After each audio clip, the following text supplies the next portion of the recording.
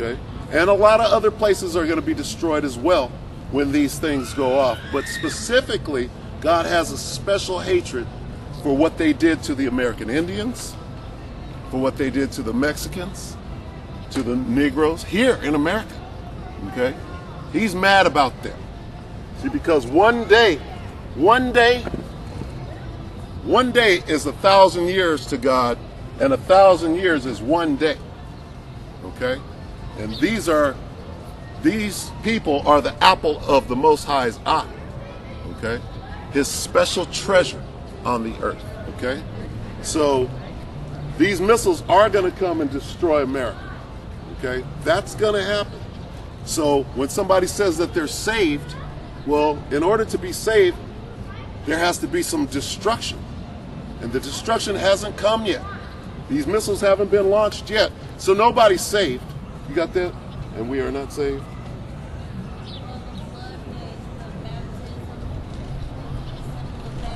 Well, when the flood was when he destroyed the earth the first time. He said, I'm not going to destroy it with water anymore. I'm going to destroy it with fire this time. What fire? This fire. The fire is a cleansing agent, okay? The water of baptism is coming out of this book. This is water right here. Out of your mouth shall flow rivers of flowing water. So you're getting the water right now. You're being baptized with this water, which is the truth of these scriptures. What is it? And we are not saved? No. Don't worry about it. Sure. I'm with the patient. I don't care about the light. I care about God and Jesus. Okay, well, you got to know the truth about God and Jesus. Because God and Jesus, do you know that Jesus is coming back to kill people? Yeah. You do? He's not coming back to spread love to everybody. He's coming back to destroy this kingdom. He's going to destroy everybody. Not everybody. The kids are going to go first. I had a weird dream that happened to me once. What? I had a weird dream once. You had a dream? What happened in your dream? What's going to happen to us when your world was going to get the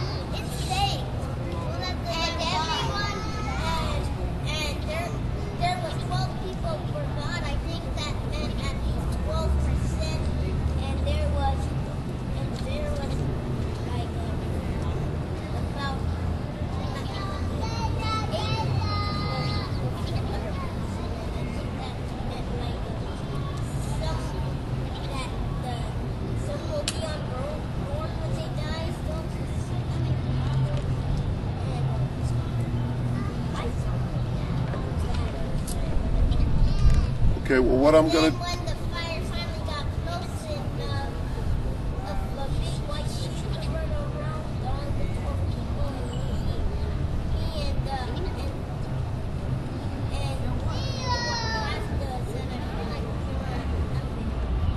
You were on a what? elevator. On an elevator. He felt like an elevator. Okay.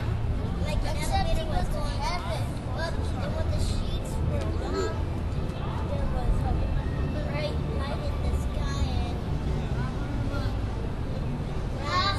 what's going to happen to all the kids when they metal fire on the earth? Everything beautiful. Okay.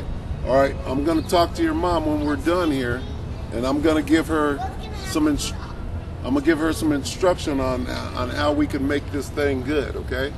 Right now we're going to show you that nobody's been saved yet. Read that. Jeremiah chapter 8, verse 20. The harvest is past, the summer is ended, and we are not saved. We are not saved. because first of all, we know the destruction hasn't come yet. But if you're watching the news right now, the land of Israel, these gutter rats that are in our land, Israel, keep threatening that they're about to go in and send bombs on Iran. They keep saying this, right? Matter of fact, that's the biggest thing in this election. Yeah. So, and when that happens, see, it's already prophesied that that's going to happen in the Bible, okay? That they're going to go in and get this World War III happening in earnest, okay? And that's what things are going to speed up, and then eventually we're going to get to this. But before we get to this, it's going to be real bad out here. It's going to be famine, no food, no water, okay?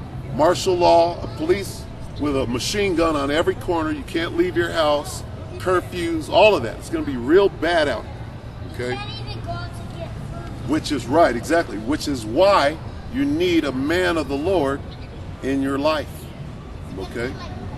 So what I'm suggesting that you do, if you still talk to your ex or whatever he is right now, to tell him, hey, maybe you should go out there and listen to them, so that because your man is supposed to teach you at home, He taught me about this house, okay? but he paused it. Like, he started getting like he did when we were in church. What is it? And he lied to the bishop and said, I care for my family so much the money gets home. Okay, but maybe that doesn't mean that the Most High canceled him out. See, because that church, there's no truth in that church. The truth is right here. Okay? So I don't know whether the Most High took him out of that to bring him out here. Okay? Because we're out here every Sunday. Today, I have some work to do tomorrow, so we came out today, which is why you're here. But you should instruct them to come out here and get this real truth, because we're breaking it all the way down. Read it. Acts chapter 7, verse 48. Howbeit the Most High dwelleth not in temples made with hands, as saith the prophet. You hear that? That's saying that God is not in that church. He's not in that church. The Bible calls the church a harlot house.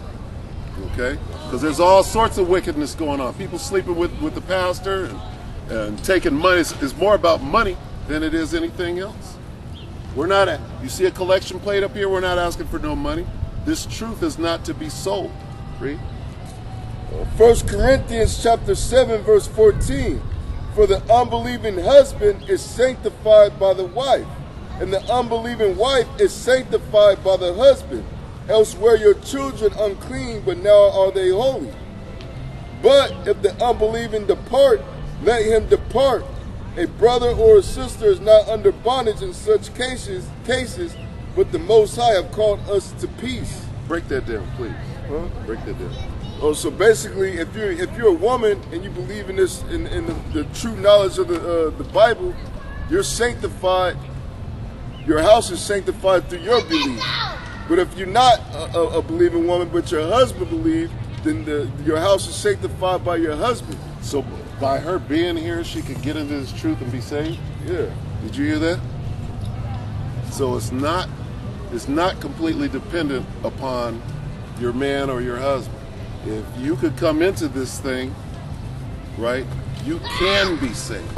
Okay. You could be saved too. Okay, now real quick, we're going to show you who the Most High hates, because he does hate people. We already touched upon it. Okay? We went over Jacob and Esau. Go to Malachi real quick. Okay.